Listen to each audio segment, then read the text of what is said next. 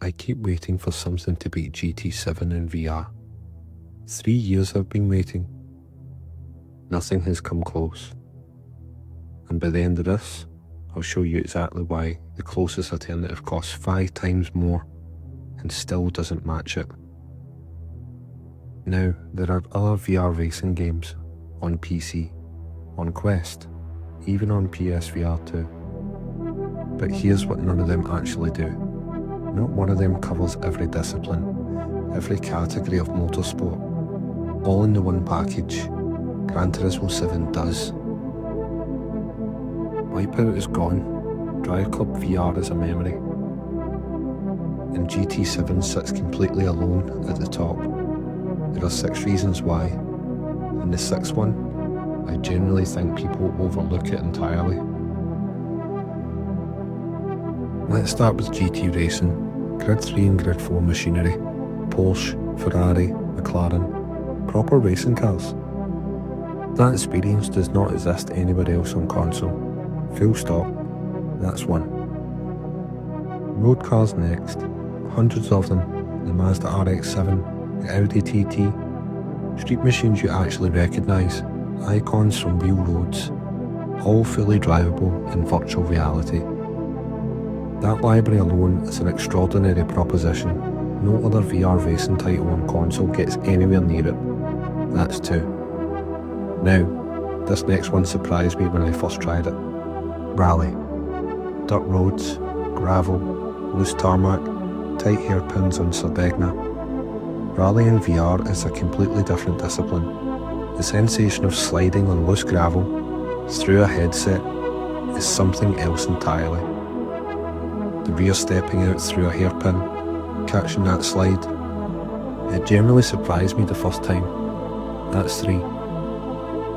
Super Formula, the SF23, open wheel, single seater, properly, seriously fast.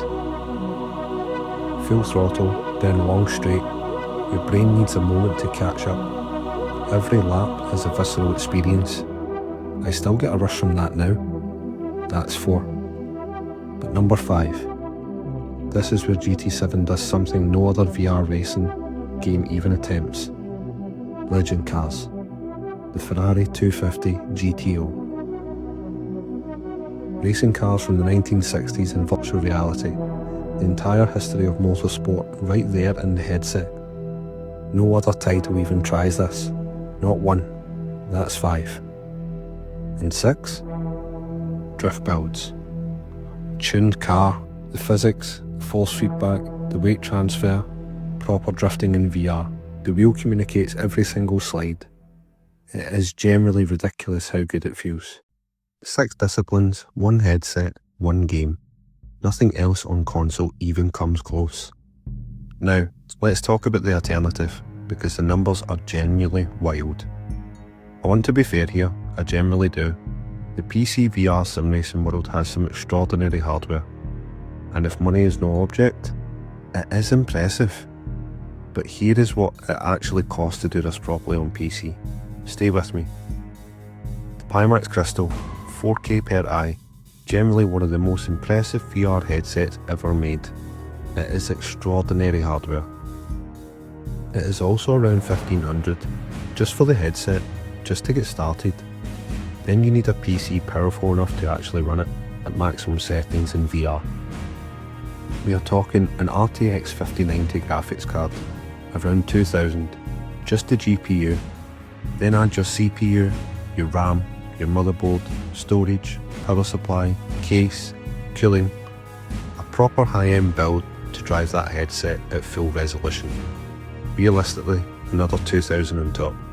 So before you've loaded a single game, you're already looking at $5,000 to $6,000, possibly more.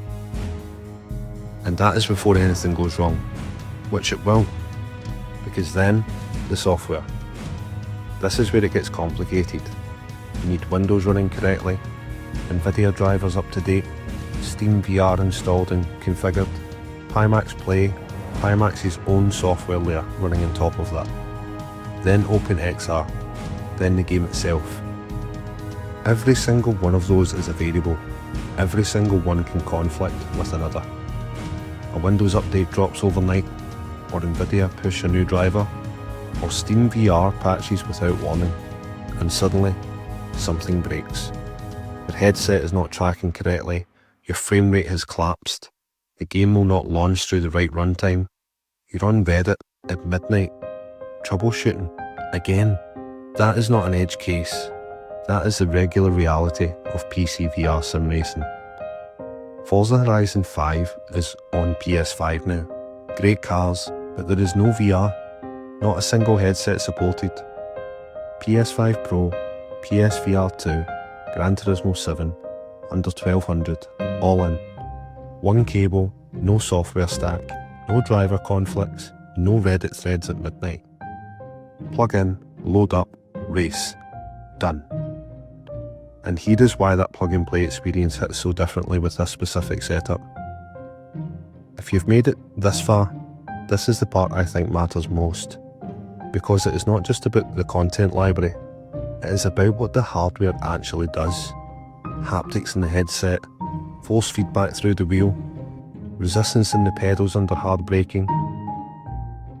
Every surface, every curb, every lockup, you feel all of it. The whole system talks to you.